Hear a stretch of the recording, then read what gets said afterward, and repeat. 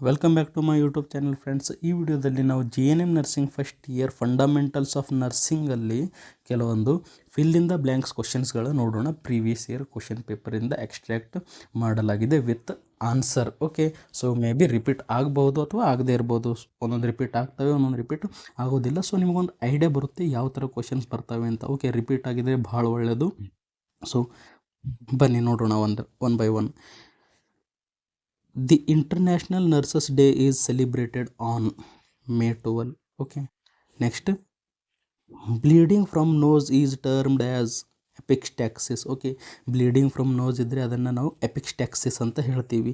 Next, instrument used to visualise the year.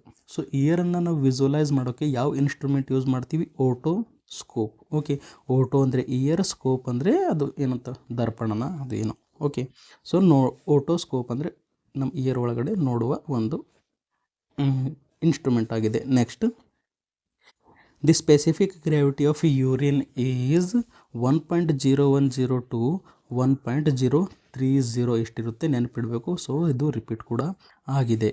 Next, lack of oxygen in the tissue is called as hypoxia ಅಂತ ಹೇಳ್ತೀವಿ. Okay, so ಇದು ಇಲ್ಲಿ ನೀವು ನೋಡ್ಬೋದು 1 2 3 4 5 ಸರಿ ರಿಪೀಟ್ ಆಗಿದೆ, ಇನ್ನೊಂದು ಕೂಡ ಆಗೋ ಸಾಧ್ಯತೆ ಇದೆ. Next, inflammation of the oral mucosa ಅಥವಾ oral mucous membrane is. Okay, ಏನಂತಾಗಿದೆ ಇಲ್ಲಿ? ಓರಲ್ ಮ್ಯೂಕಸ್ ಏನಾಗಿದೆ ಇಲ್ಲಿ? ಇನ್ಫ್ಲಮೇಷನ್ ಆಗಿದೆ, ಅದನ್ನು ನಾವು ಸ್ಟೊಮ್ಯಾಟೈಟಿಸ್ ಅಂತ ಹೇಳ್ತೀವಿ. ಓಕೆ, ಸೊ ಇದು ಕೂಡ ರಿಪೀಟ್ ಆಗಿದೆ 3 ಸಾರಿ. Next, difficult in swallowing is called dysphasia. ಹೌದು ಸರ್, ಇದು ಕೂಡ ಇಲ್ಲಿ ನೀವು ನೋಡ್ಬೋದು 3 ಸಾರಿ ರಿಪೀಟ್ ಆಗಿದೆ. Next, agent that inhibit the growth of micro organism. So ಅದನ್ನು ನಾವು ಏನಂತೀವಿ? ಆ್ಯಂಟಿಸೆಪ್ಟಿಕ್ ಅಂತ ಹೇಳ್ತೀವಿ. ಓಕೆ, ಆ್ಯಂಟಿಸೆಪ್ಟಿಕ್ ಏಜೆಂಟ್ ಅಂತ ಹೇಳ್ತೀವಿ. Next, the instrument use to measure the blood pressure. Blood ಪ್ರೆಷರನ್ನು ಹೇಗೆ ಮೆಜರ್ ಮಾಡ್ತೀವಿ ನಾವು? ಸ್ಪಿಗ್ಮೋ ಮ್ಯಾನೋಮೀಟರಿಂದ ಮಾಡ್ತೀವಿ. ಸೊ ರಿಪೀಟ್ ಆಗಿದೆ. Next, loss of appetite is known as ಅಥವಾ ಈಸ್ ಟರ್ಮ್ಡ್ ಆ್ಯಸ್ ಅನಾರಾಕ್ಸಿಯಾ ಅಂತ ಹೇಳ್ತೀವಿ. ಸೊ ರಿಪೀಟ್ ಆಗಿದೆ. Next, examination by tapping the finger on the body is known as, ಅದನ್ನು ನಾವು ಪರ್ಕಷನ್ ಅಂತ ಹೇಳ್ತೀವಿ. Okay, next, term used for bad breath, ಅದನ್ನು ನಾವು ಏನಂತ ಹೇಳ್ತೀವಿ? ಹ್ಯಾಲಿಟೋಸಿಸ್ ಅಂತ ಹೇಳ್ತೀವಿ, bad breath. Next, inflammation of the gum is known as gingivitis. Okay, next, the term used for difficulty in breathing, ಇದನ್ನು ನಾವು ಡಿಸ್ಪ್ನಿಯಾ ಅಂತ ಹೇಳ್ತೀವಿ. Okay, next, visual examination of the body is known as inspection sir. Okay, ಇನ್ಸ್ಪೆಕ್ಷನಿಂದ ನಾವು ಕಣ್ಣಿಂದ ನೋಡಿ ಏನು ಮಾಡ್ತೀವಿ? ಎಕ್ಸಾಮಿನ್ ಮಾಡ್ತೀವಿ. Next, lack of oxygen in the blood is known as hypoxaemia ಅಂತ ಹೇಳ್ತೀವಿ. ಓಕೆ, ಹೈಪಾಕ್ಸೆಮಿಯಾ ಬಂದರೆ ಬ್ಲಡ್ ಒಳಗಡೆ ಏನಿದೆ? ಆಕ್ಸಿಜನ್ ಕಮ್ಮಿ ಇದೆ. Next, bluish discolouration of the skin is known as cyanosis ಅಂತ ಹೇಳ್ತೀವಿ. ರಿಪೀಟ್ ಆಗಿದೆ. Next, the rule or principle that govern the right conduct in nursing are ethics. Okay, nursing ethics ಏನಿದ್ದಾವೆ? Right conducts ಇದ್ದಾವೆ. Okay, principle ಇದ್ದಾವೆ, rules ಇದ್ದಾವೆ ಅಂತ ಕೂಡ ನಾವು ಹೇಳ್ಬೋದು. Okay, next, Florence Nightingale was born on 12 May 1820 born ಆಗಿದ್ದಳು. Okay, next, constipation can be avoided by. ಕಾನ್ಸ್ಟಿಪೇಷನನ್ನು ಹೇಗೆ ಅವಾಯ್ಡ್ ಮಾಡ್ತೀರಾ? ಹೈ ಫೈಬರ್ ಡಯಟ್ ಮಾಡಿ. Okay, next, the total cessation of breathing is called. ಹೌದು, ಸೆಸೇಷನ್ ಆಫ್ ಬ್ರೀದಿಂಗ್ ಅಂದರೆ stop ಆಗುತ್ತೆ, at a time breathing ಏನಾಗುತ್ತೆ? Stop ಆಗುತ್ತೆ, ಅದನ್ನು ನಾವು ಅಪ್ನಿಯಾ ಅಂತ ಹೇಳ್ತೀವಿ, absence of breathing.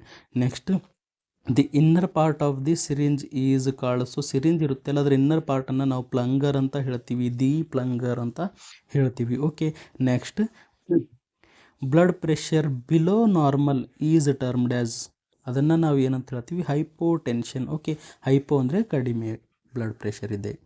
Next, the presence of glucose in the urine is called glycosuria ಅಂತ ಹೇಳ್ತೀವಿ. Okay, next, elimination of waste product from the body is called excretion ಅಂತ ಹೇಳ್ತೀವಿ. Okay, next, lack of oxygen in the blood stream is anoxia ಬರೋದಿಲ್ಲ, hypoxia ಬರುತ್ತೆ. Okay, hypoxaemia ಬರುತ್ತೆ. ಹೈಪೋಕ್ಸೆಮಿಯಾ ಅಂದರೆ ಏನು?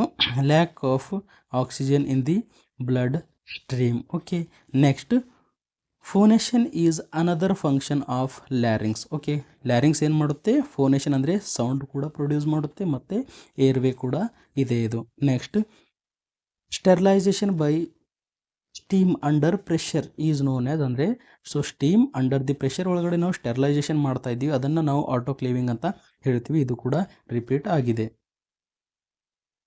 Next fever is not a disease but it is a symptom. Okay, fever disease ಇಲ್ಲ, ಅದೇನಿದೆ ಒಂದು ಸಿಂಪ್ಟಮ್ ಇದೆ. Next cheilosis can occur due to dash deficiency. ಏನಿದೆ sir? Vitamin B2 deficiency.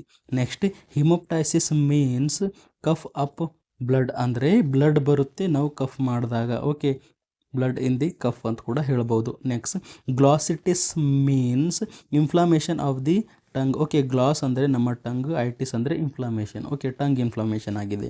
Next etiquette is code of conduct. ಹೌದು sir, ಇದೇನಿದೆ? Etiquette is the code of conduct. Next to assess an unconscious patient dash scale is used. Okay, so ಕಾನ್ಸಿಯಸ್ನೆಸ್ಸನ್ನು ನಾವು assess ಮಾಡೋಕ್ಕೆ Glasgow coma scale ಅಥವಾ GCS scale use ಮಾಡ್ತೀವಿ. Okay, next Trendelenburg position is used for examination of lower abdomen and pelvic organs. ಹೌದು sir, ಏನು ಮಾಡ್ತೀವಿ ನಾವು? Lower abdomen and ಪೆಲ್ವಿಕ್ಕಿಗೆ ಎಕ್ಸಾಮಿನ್ ಮಾಡೋಕ್ಕೆ ನಾವು ಟ್ರೆಂಡಲ್ಬರ್ಗ್ ಪೊಸಿಷನ್ ಕೊಡ್ತೀವಿ. ಹೌದು ಸರ್, ಇದರೊಳಗಡೆ ಏನು ಮಾಡ್ತಾರೆ? ಸ್ವಲ್ಪ ಕಾಲುಗಳಿರ್ತವೆ. ಓಕೆ, ಫುಟ್ ಆ್ಯಂಡ್ ಸೈಡ್ ಸ್ವಲ್ಪ ಎಲಿವೇಟ್ ಮಾಡ್ತಾರೆ ಪೇಷಂಟ್ದು. ಓಕೆ, ಫುಟ್ ಆ್ಯಂಡ್ ಸೈಡ್ ಸ್ವಲ್ಪ ಎಲಿವೇಟ್ ಮಾಡ್ತಾರೆ. ಸೊ ಯಾವಾಗ ಮಾಡ್ತಾರೆ? ಹೈಪೋಟೆನ್ಷನ್ ಆದಾಗ ಕೂಡ ಮಾಡ್ತಾರೆ. ಮತ್ತು ಅವ್ರಿಗೆ ಏನಾದರೂ ಎಕ್ಸಾಮಿನೇಷನ್ ಮಾಡೋದಿತ್ತು ಅಂದರೆ ನಮ್ಮ ಲೋವರ್ ಅಬ್ಡಾಮಿನ್ ಅಂದರೆ ನಮ್ಮ ಪೆಲ್ವಿಕ್ ಆರ್ಗನ್ಸ್ ಅದೆಲ್ಲ ಅದು ಏನಂತ ಹೇಳ್ತೀವಿ, ಎಕ್ಸಾಮಿನ್ ಮಾಡೋದಿದ್ರೆ ಮಾಡ್ಬೋದು.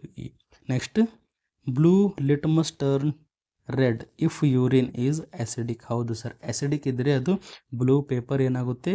ಅದು ರೆಡ್ಡಲ್ಲಿ ಕನ್ವರ್ಟ್ ಆಗುತ್ತೆ. Next the resistance to certain disease is artificially attained by. Okay, resistance ಅಂದರೆ ನಾವು ಇಮ್ಯುನಿಟಿ ತರ್ತಾ ಇದ್ದೀವಿ ಟು ಸರ್ಟೇನ್ ಡಿಸೀಸ್. ಆರ್ಟಿಫಿಷಿಯಲಿ ನಾವು ಇಮ್ಯುನಿಟಿ ತರ್ತಾ ಇದ್ದೀವಿ, ಅದನ್ನು ನಾವು ಏನಂತ ಹೇಳ್ತೀವಿ?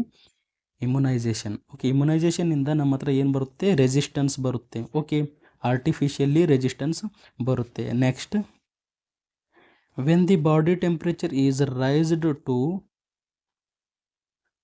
105 Fahrenheit it is called hyper ಪೈರೆಕ್ಸೆಮಿಯಾ.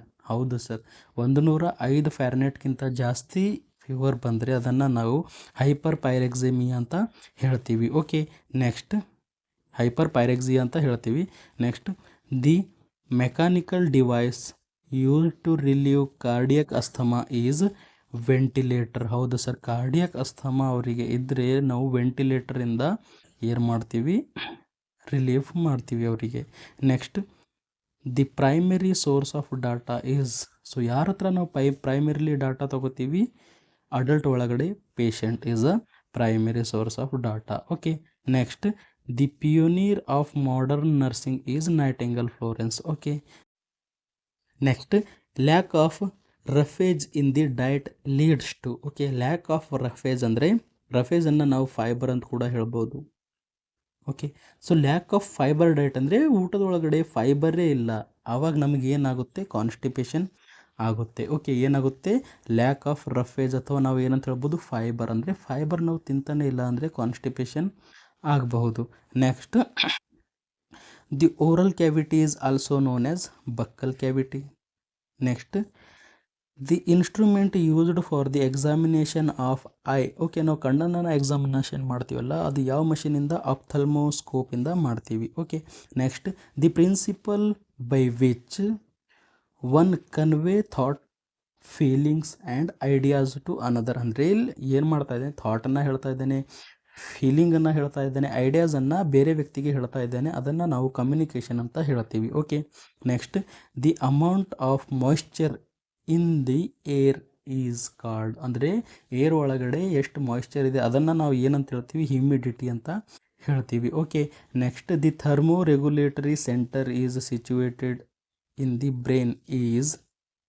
Okay, ಅಂದರೆ ನಮ್ಮ ಥರ್ಮೋ ರೆಗ್ಯುಲೇಷನ್ ಅಂದರೆ ನಮ್ಮ ಬಾಡಿ ಥರ್ಮೋ ರೆಗ್ಯುಲೇಷನ್ ಅಂದರೆ ನಮ್ಮ ಬಾಡಿ ಟೆಂಪ್ರೇಚರ್ ಕಂಟ್ರೋಲ್ ಮಾಡೋ ಸೆಂಟ್ರ್ ಯಾವ ಪ್ಲೇಸಲ್ಲಿದೆ, ಬ್ರೈನ್ ಒಳಗಡೆ ಇದೆ. ಬ್ರೈನ್ ಒಳಗಡೆ ಯಾವ ಪಾರ್ಟಲ್ಲಿದೆ ಸರ್, ಹೈಪೋಥಾಲಮಸ್ ಒಳಗಡೆ ಇದು ಇದೆ. ಅಂದರೆ ಹೈಪೋಥಾಲಮಸ್ ಏನು ಮಾಡುತ್ತೆ, ನಮ್ಮ